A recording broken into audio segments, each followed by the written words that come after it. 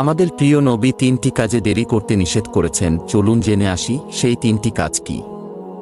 রাসূল সাল্লাল্লাহু আলাইহি ওয়াসাল্লাম ইরশাদ করেন, হে আলী, তিনটি কাজে কখনো দেরি করবে না। 1 নাম্বার, যখন ছেলে মেয়ে প্রাপ্তবয়স্ক হয়, যদি সঠিক পাত্রপাত্রী পাওয়া যায়, তাদের বিবাহের ব্যবস্থা করো।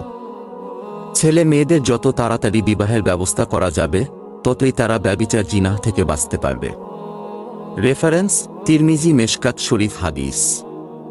হাদিস নং 605। 2 নাম্বার, যখন নামাজের সময় হয়, সঙ্গে সঙ্গে নামাজ আদায় করা উত্তম। মহানবী সাল্লাল্লাহু আলাইহি ওয়াসাল্লাম বলেন, নামাজের প্রথম রাকাতে আল্লাহর সন্তুষ্টি এবং শেষ রাকাতে আল্লাহর ক্ষমা রয়েছে। 3 নাম্বার, জানাজার নামাজে দেরি করবে না, কেননা মৃত ব্যক্তি যদি জান্নাতি হয়, তাহলে জানাজায় দেরি করার দ্বারা জান্নাতের নিয়ামত থেকে তাকে বঞ্চিত রাখা হলো, আর যদি মৃত ব্যক্তি জাহান্নামী হয়, তাহলে তাকে জাহান্নামের শাস্তি থেকে দূরে রাখা হলো।